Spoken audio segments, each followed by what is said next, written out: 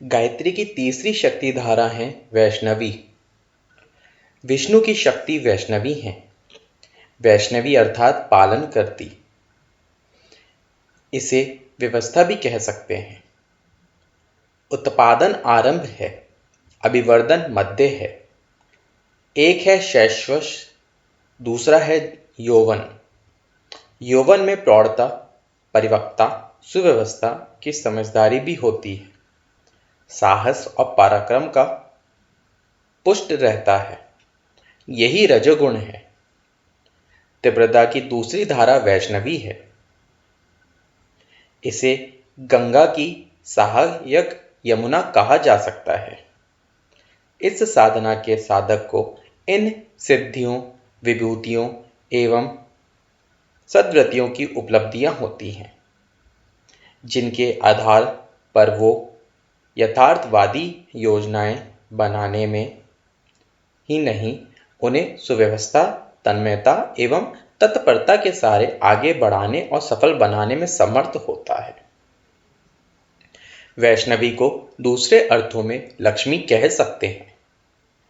भौतिक क्षेत्र में इसी को संपन्नता और आत्मिक क्षेत्र में इसी को सुसंस्कारिता के नाम से पुकारा जाता है। विभिन्न स्तरों की सफलताएं इसी आधार पर मिलती हैं। वैष्णवी का वाहन गरुड़ है। गरुड़ की कई विशेषताएं हैं। एक तो उनकी दृष्टि अन्य सब पक्षियों की तुलना में अधिक तीव्र होती है। सुदूर आकाश में ऊंची उड़ान उड़ते समय भी जमीन पर रेंगता कोई सब मिल जाए तो वो उस पर बिजली की तरह टूटता है और क्षण भर में तोड़ मरोड़ कर रख देता है। गरुड़ की चाल अन्य पक्षियों की तुलना में कहीं अधिक तीव्र होती है। आलस्य और प्रमाद उससे कोसों दूर रहते हैं। उसे जागरूकता का प्रतीक माना जाता है। अव्यवस्था रूपी सर्प से घोर शत्रुता रखने वाली तथा उसे निरस्त करने के लिए टूट पड़ने वाली प्रकृति गरुड़ है। दूरदर्शिता अपनाने वाले लोगों को गरुड़ कहा जाता है। जिन्हें ना आलस्य है ना प्रमाद, वे गरुड़ हैं। ऐसे ही प्रबल पराक्रमी लोगों को गरुड़ की तरह वैष्णवी का प्यार प्राप्त होता है। वैष्णवी की उपासना से समृद्धि का पथ प्रशस्त होता चला जाता है। वैष्णवी की साधना का प्रतिफल संपन्नता है। ऐसे साधकों की आंतरिक दरिद्रता दूर हो जाती है। वे सद्गुण संपदाओं के धनी होते हैं। उन्हें सच्चे अर्थों में विभूतिवान कहा जा सकता है। साथ ही उन्हें मानसिक दरिद्रता का भी दुख नहीं भोगना पड़ता। विष्णु का नारी स्वरूप वैष्णवी है। उनके आयुध भी 4 हैं, शंख, चक्र, गदा और पद्म। जहां 4 हाथ हैं वहां ये चारों हैं। जहां 2 हाथ हैं वहां शंख और चक्र 2 ही आयुध हैं। शंख का अर्थ है संकल्प, सुनिश्चित का प्रकटीकरण, उद्घोष। चक्र का अर्थ है गति, सक्रियता। गदा का अर्थ है शक्ति। पद्म का अर्थ है सूक्ष्म कोमलता। इन्हें चारों को देव गुण भी कह सकते हैं।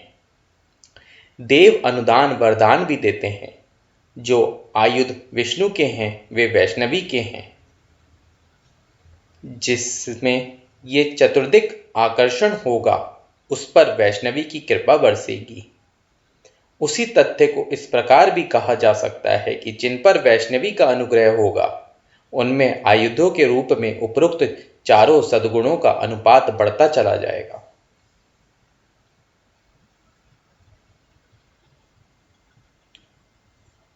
अगली धारा है हमारी शांभवी। तीव्रता गायत्री को शांभवी भी कहा गया है। इस उपयोगी परिवर्तन की शक्ति माना जाता है।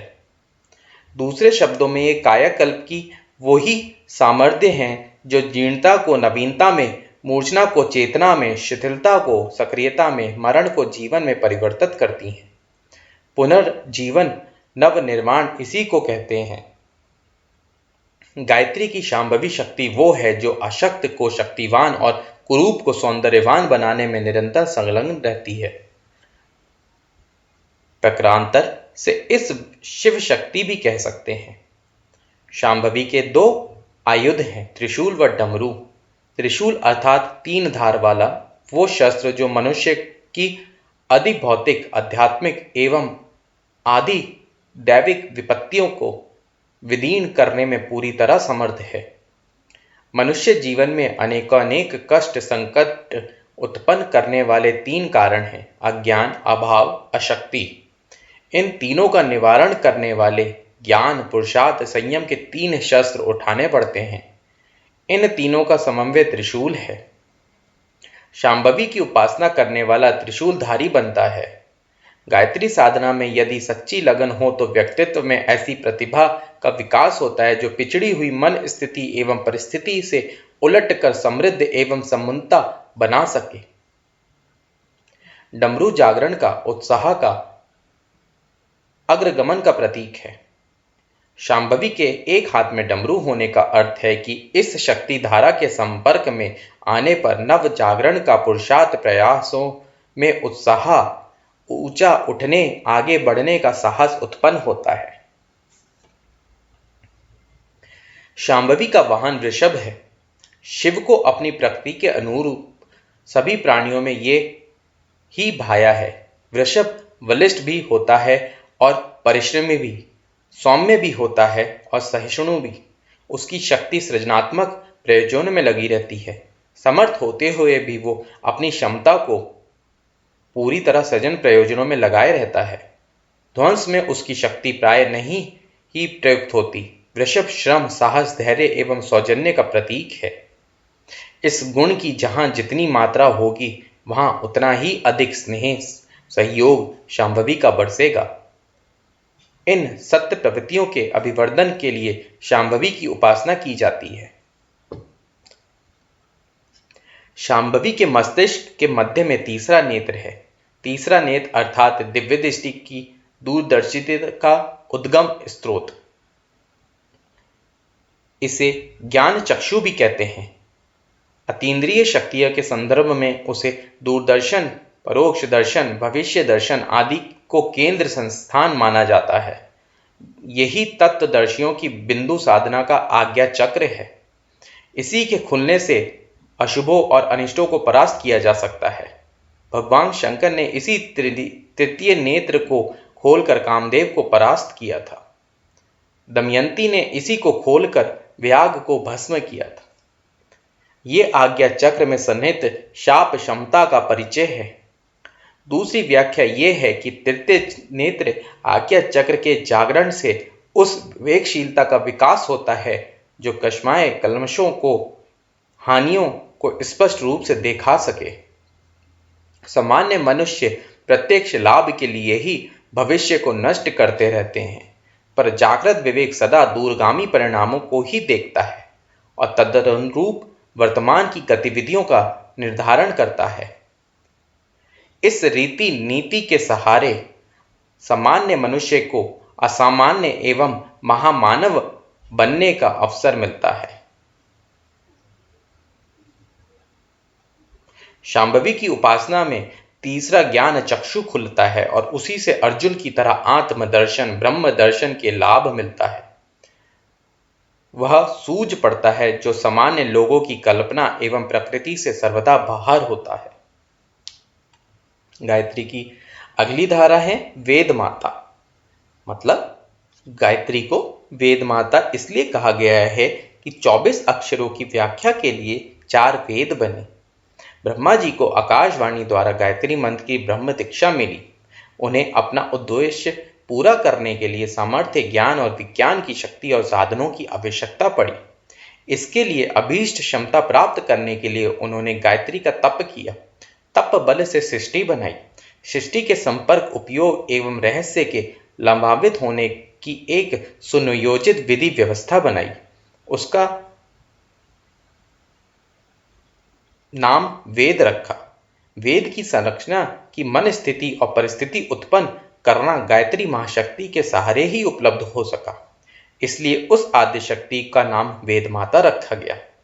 वेद सुविस्तृत हैं, उसे जनसाधारण के लिए समझने योग्य बनाने के लिए और भी अधिक विस्तार की आवश्यकता पड़ी। पुराण कथा के अनुसार ब्रह्मा जी ने अपने 4 मुखों से गायत्री के 4 चरणों की व्याख्या करके 4 वेद बनाए।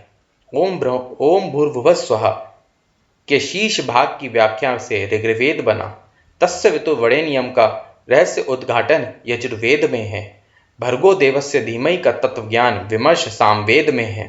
धियो यो न प्रचोदयात् की प्रेरणाओं और शक्तियों का रहस्य अथर्ववेद में भरा पड़ा है।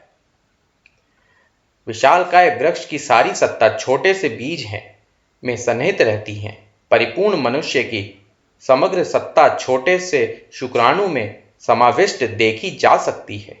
विशालकाय सौर मंडल के समस्त तत्व ज्ञान और क्रियाकलाप परमाणु के नगण्य से घटक में भरे पड़े हैं। ठीक इसी प्रकार संसार में फैले पड़े सुविस्तृत ज्ञान विज्ञान का समस्त परिपगर वेदों में विद्यमान है और उन वेदों का सार तत्व गायत्री मंत्र में सार रूप से भरा हुआ है। इसलिए गायत्री को ज्ञान विज्ञान के अधिष्ठाता वेद वाग्मय की जन्मदात्री कहा गया है। शास्त्रों में असंख्य स्थानों पर उसे वेद माता कहा गया है।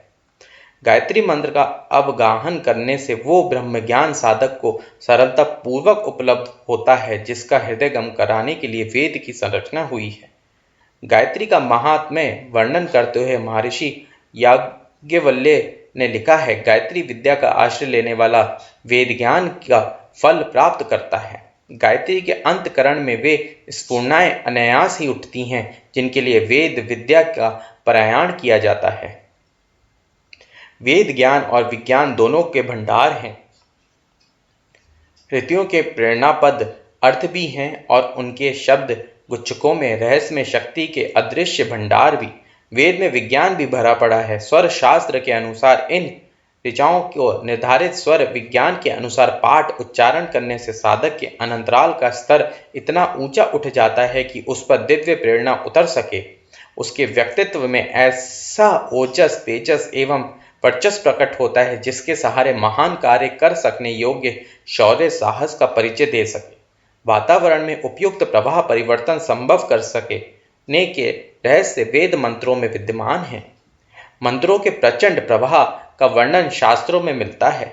इस रहस्यमय प्रक्रिया को वेद माता की परिधि में सम्मिलित समझा जाना चाहिए। वेद ज्ञान दूरदर्शी दिव्य दृष्टि को कहते हैं। इसे अपनाने वाले का मस्तिष्क निश्चित रूप से उज्जवल होता है। 4 वेद 4 मंडल मात्र नहीं है। उस ज्ञान का विस्तार करने के कारण ब्रह्मा जी के 4 मुख हुए। उनकी वैखरी मध्यमा परा पश्यंती चारों वाणी समस्त विश्व को दिशा देने में समर्थ हुई। गायत्री को अवगाहन करने वाले चारों ऋषि सनक संदन सनातन सनत कुमार वेद भगवान के प्रत्यक्ष अवतार कहलाए। 4 वर्ण 4 आश्रम की परंपरा वेदों की आचार पद्धति है। मन बुद्धि चित्त अहंकार का अंतकरण चतुष्टय जिसे पाकर कृत्य बनता है वो वेद ज्ञान है। कामधेनु के 4 धन धर्म अर्थ काम मोक्ष की 4 विभूतियों का पैपान करते हैं। साधना चतुष्टय से में प्रवृत्ति वेद माता की चतुर्विधि दिव्य प्रेरणा ही समझी जा सकती है। वेद माता की साधना साधक को 4 वेदों का अवलंबन प्रदान करती है और उससे सच्चे अर्थों में वेद देवता ब्रह्म ज्ञानी बनाती है। तत्व ज्ञान सद्ज्ञान आत्मज्ञान ब्रह्म ज्ञान से संपन्न करती है। ऐसी हैं हमारी वेद माता गायत्री।